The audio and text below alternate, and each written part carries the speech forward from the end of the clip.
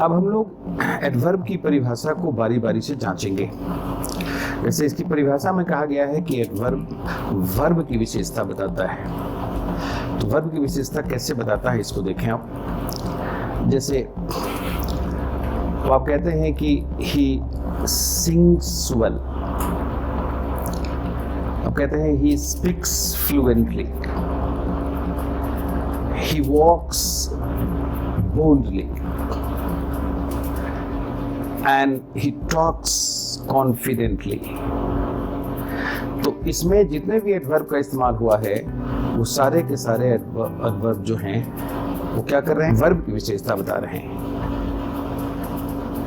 तो ये परिभाषा का जो पहला अंग था कि वर्ब की विशेषता बताता है, ये हो गया। फिर परिभाषा के अनुसार हम आगे बढ़ेंगे तो परिभाषा ही कहता है डेफिनेशन के अनुसार कि ये एडजेक्टिव की भी विशेषता बताता है। तो हम सेंटेंस में रख के आपको बताना चाहते हैं कि एडजेक्टिव की विशेषता ये कैसे बताता है। जैसे हम कहते हैं कि शी इज एक्सट्रीमली ब्यूटीफुल। अब यहाँ एक्सट्रीमली हमारा एडवर्ब है और ब्यूटीफुल जो है वो एडजेक्टिव है। तो एडजेक्टिव की विशेषता बताया adverb extremely. He is pretty well, तो ये जो वेल है ये हमारा एडवर्ब है और प्रिटी जो है हमारा एडजेक्टिव है। तो यहाँ फिर ये एडजेक्टिव की विशेषता बता रहा है। तो हम कहते हैं कि आई एम एब्सोल्युटली राइट, तो एब्सोल्युटली एडवर्ब है, राइट एडजेक्टिव है, तो राइट एडजेक्टिव की विशेषता बता रहा है एब्सोल्युटली एडवर्ब। अब जैसे हम कह सकते हैं कि ही इज वेरी टॉल, और यहाँ वेरी एडवर्ब है और टॉल एडजेक्टिव है, तो यहाँ वेरी टॉल की विशेषता बता रहा है।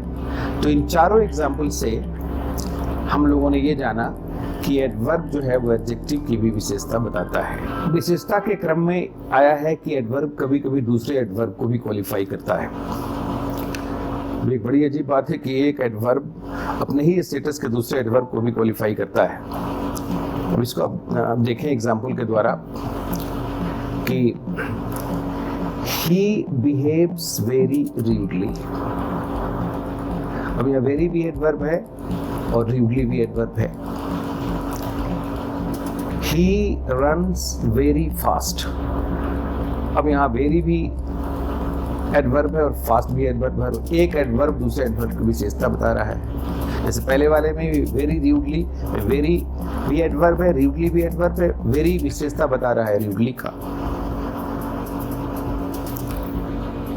He manages everything very skillfully। हमें very हमारा एडवर्ब है और skillfully भी एडवर्ब है। तो एक एडवर्ब दूसरे एडवर्ब की विशेषता बता रहा है। तो इस तरह से हम लोगों ने देखा कि एक एडवर्ब भी दूसरे एडवर्ब की विशेषता बता सकता है। परिभाषा के अनुसार ही यह भी है कि यह प्रीपोजिशन की भी विशेषता बताता है। अब इसके लिए हम लोग एग्जाम्पल की तरफ देखें। जैसे एक सेंटेंस है कि the bird flu exactly over her head. अब एग्जैक्टली जो है वो एडवर्ब है और ओवर प्रीपोजिशन है। तो यहाँ जो एडवर्ब है प्रीपोजिशन की विशेषता बता रहा है। और दूसरा एक और एग्जाम्पल लें कि she parked her scooter just at the gate. अब यहाँ जस्ट हमारा एडवर्ब है और एट हमारा प्रीपोजिशन है, तो एट की विशेषता बता रहा है यहाँ ये एडवर्ब जस्ट। तो इन दोनों उदाहरणों से हम लोगों ने देखा कि किस तरह से यह प्रीपोजिशन की विशेषता बताता है। इसके बाद हम लोग चर्चा करें कि एडवर्ब जो है वो कंजंक्शन की भी विशेषता बता सकता है, जो according to new concept of grammar जो है इसमें कहा गया कि नहीं, वो कंजंक्शन की भी विशेषता बता सकता है। उसको अब देखें कि कैसे ये कंजंक्शन की विशेषता बता रहा है। जैसे मान लीजिए एक सेंटेंस है कि I dislike her simply because she smokes, या I like her simply because she doesn't smoke। अब simply हमारा एडवर्ब है, because हमारा कंजंक्शन है, तो यहाँ because की विशेषता बता रहा है हमारा simply एडवर्ब। अब जैसे एक दूसरा उदाहरण ले आप कि he reached the station a little before the train arrived। He reached the station a little before the train arrived। अब a little जो है वो एडवर्ब है, क्वांटिटेटिव, और before जो है कंजंक्शन है। तो इस तरह से हम लोग यहाँ हम लोगों ने देखा कि एडवर्ब कंजंक्शन की भी विशेषता बताने की क्षमता रखता है, जो इन दोनों वाक्यों से रिफ्लेक्ट होता है। सामान्यतः नाउन और प्रोनाउन की विशेषता बताने का काम एडजेक्टिव करता है, लेकिन कुछ ऐसे एडवर्ब भी हैं जो नाउन और प्रोनाउन की विशेषता बताते हैं, हमें उनको भी देखना है। अब जैसे एक एडवर्ब है ओनली, दूसरा एडवर्ब है एटलीस्ट, तीसरा है इवन। ये तीनों ऐसे एडवर्ब है जो नाउन या प्रोनाउन की विशेषता बताते हैं। जैसे एग्जाम्पल के द्वारा हम देखें कि only Mohan can solve it. अब यहाँ ओनली जो है एडवर्ब, ये मोहन जो हमारा नाउन है उसकी विशेषता बता रहा है। जैसे you can, only you can crack the question, तो यहाँ ओनली जो एडवर्ब है यू प्रोनाउन की विशेषता बता रहा है। अब जैसे इवन मोहन केम लेट, अब यहाँ इवन मोहन की विशेषता बता रहा है, इवन हमारा एडवर्ब है। या इवन यू केम लेट, तो फिर ये प्रोनाउन की विशेषता भी बता रहा है। At least you should go there, तो यहाँ एटलीस्ट जो हमारा एडवर्ब है ये प्रोनाउन यू की विशेषता बता रहा है। At least Mohan should help the needy, तो यहाँ एटलीस्ट मोहन नाउन की विशेषता बता रहा है। तो कुछ ऐसे वर्ब एडवर्ब भी हैं जो नाउन और प्रोनाउन की विशेषता भी बताते हैं। अब हम लोग ये देखें कि एडवर्ब अपनी क्षमता को कितना बढ़ा लिए हुए है कि यह पूरे सेंटेंस की भी विशेषता बता सकता है। उसकी कैपेसिटी देखिए क्वालिफाई करने की, तो पूरे सेंटेंस को क्वालिफाई करता है एडवर्ब। जैसे luckily he earned a lot of wealth. अब लकीली के बाद हम कॉमा देंगे, क्योंकि जब एडवर्ब पूरे सेंटेंस को क्वालिफाई करता है तो ग्रामर कहता है कि उस एडवर्ब के बाद एक कॉमा आप लगाएं। जैसे fortunately comma he became billionaire, पूरे सेंटेंस की विशेषता बता रहा है fortunately. Unfortunately his baby died, तो हीज बेबी डाइड पूरा सेंटेंस है, इसको अनफॉर्चुनेटली जो एडवर्ब है वो उसकी विशेषता बता रहा है। तो इस तरह से हम लोगों ने देखा कि एडवर्ब नाउन की, प्रोनाउन की, वर्ब की, एडजेक्टिव की, प्रीपोजिशन की, कंजंक्शन की, अनदर एडवर्ब की, और कभी कभी पूरे सेंटेंस की विशेषता बताता है। और इस दृष्टिकोण से एडवर्ब सबसे अधिक क्वालिफाई करने की कैपेसिटी रखने वाला पार्ट्स ऑफ स्पीच का एक बहुत ही इंपॉर्टेंट हिस्सा है। एडवर्ब की डेफिनेशन और इसके डेफिनेशन को जस्टिफाई करने के बाद हम लोग बढ़ेंगे एडवर्ब के काइंड्स की तरफ।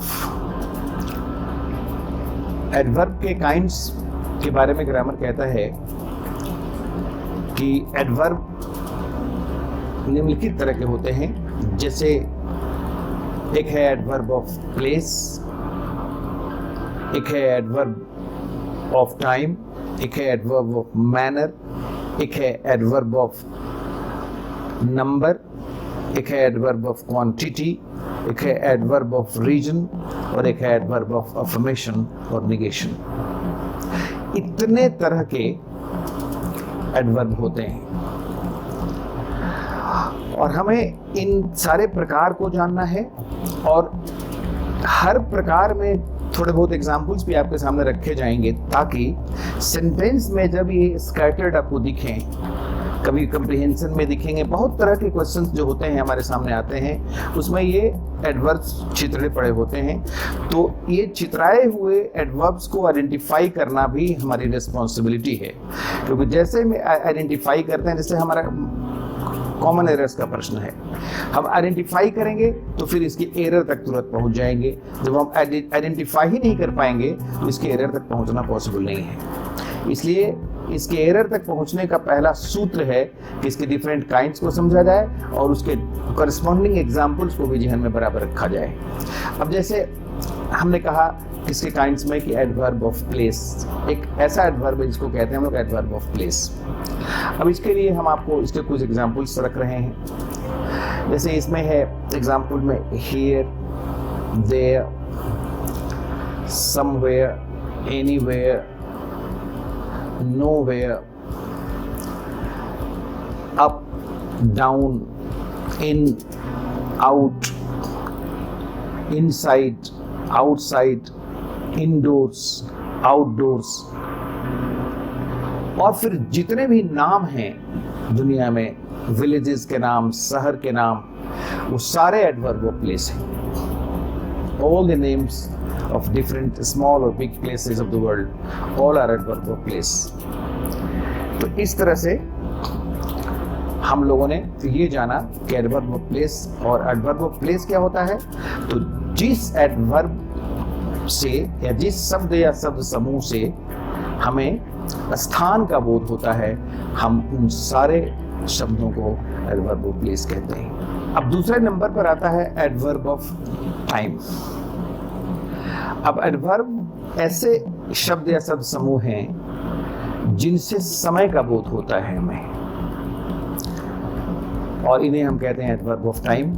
जैसे today, tonight, tomorrow, day after tomorrow, yesterday, the day before yesterday, last week, last evening, last month, next week, next month, next quarter, next year। ये सारे के सारे जो शब्द हैं, ये शब्द हैं हमारे एडवर्ब ऑफ टाइम। तो एडवर्ब ऑफ टाइम से आप टाइम से ही आप अर्थ ले लें कि यह सीधे टाइम को संकेत करता है।